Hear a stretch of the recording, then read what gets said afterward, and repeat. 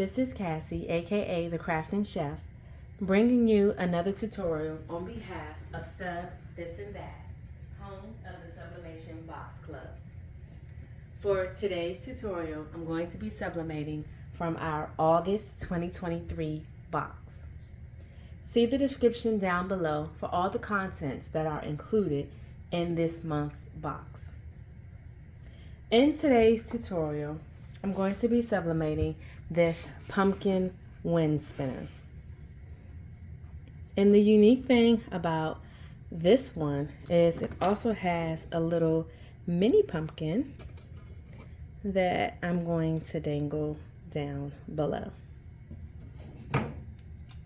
So let's get started. The first thing you want to do is check to make sure that there is no protective film covering your Windspinner. And I've already done that. I don't have anything there.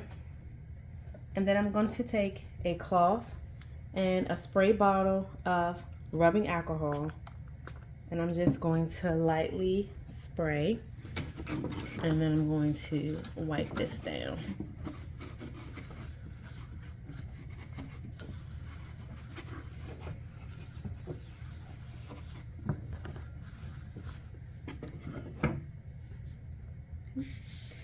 I have my design here. Looks huge in the camera. When I designed this, I actually scanned the pumpkin, and then I'm using an offset of the pumpkin for my design purposes.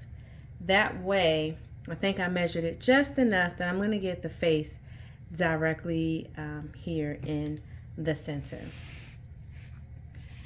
So I am going to turn this face down.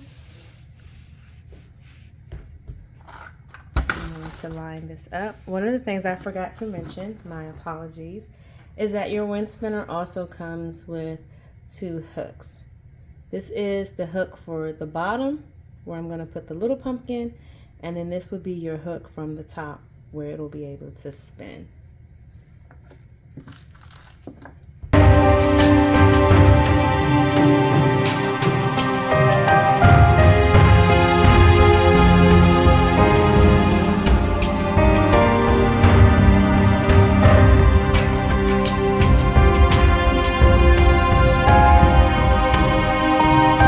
While that is pressing, I'm going to take the same steps with this little piece as well.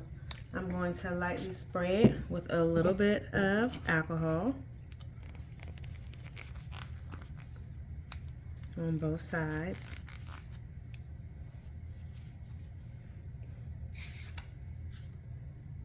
And then I am going to line this up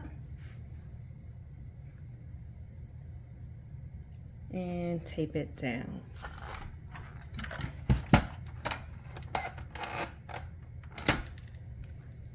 So I had to bring it in a little closer, guys, just so I can see the camera. The camera angle was kind of in the way. So I'm going to take a shot with this one piece of tape, and we'll see. I'll take this over to the heat press as well and do 385 degrees for 45 to 60 seconds. I believe that 45 seconds will be enough, but we'll see. So I took it off the heat press. I let it sit for a couple minutes, and it's always a good sign when you can clearly begin to see your image coming through your sublimation paper. So I'm very excited about that. It is still a little warm. See my blowout paper, so we're going to get rid of that. And then I'm going to start on this corner just because that piece of tape is lifted already. And voila. How stinking cute is this? Now you all know I love reusing my heat tape, but this is a case where I am not. I don't know if you guys can see this, but so the orange, of course, because it's coming through to the other side, and through the open spaces, I will not reuse this tape. I don't want to get ink on the opposite side using tape.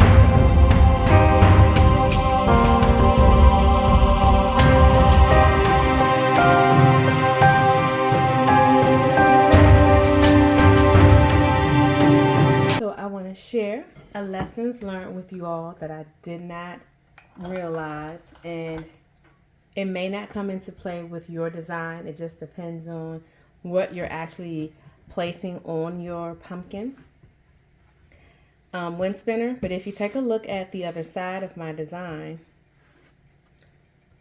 the stems do not match up, right? So if I were to tape this down, I would not get the green on the back side because it doesn't line up. So what you want to do, you have two options that you can do. If the first option is, once you print the first side, and I do apologize, my printer's running in the background, printing the other pumpkin. So I digress. The first option is, once you print the first side, flip your image on the screen and then print that second side, the back side. Again, the first option is, after you print the first one, flip your image on the screen, and you're doing a horizontal flip on your screen, and print the other side. The second option is, print your first side as you would any other sublimation image, and when you print the second side, uncheck your box that says mirror image. That way your image will print exactly how it looks on the screen. So after it finishes printing, I will go ahead, tape it down, and press this again at 385 degrees for 60 seconds.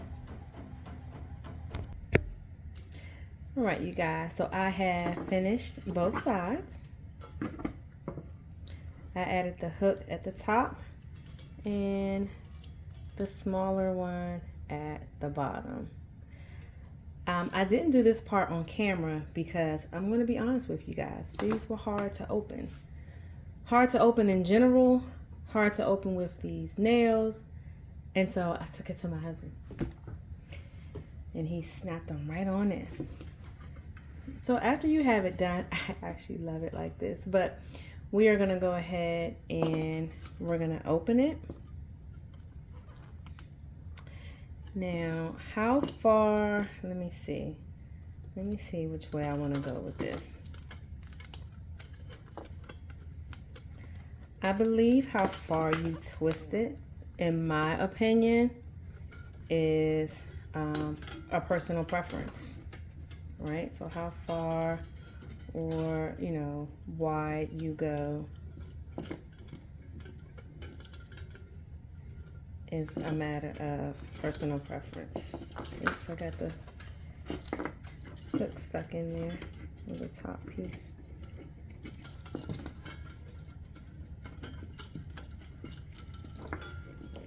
And then I'll give it a test spin to see, so I can open up a little wider. Oops.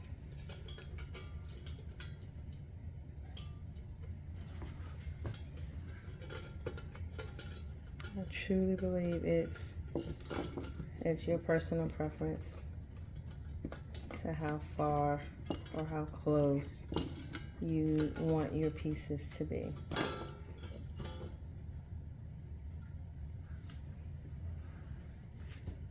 Okay.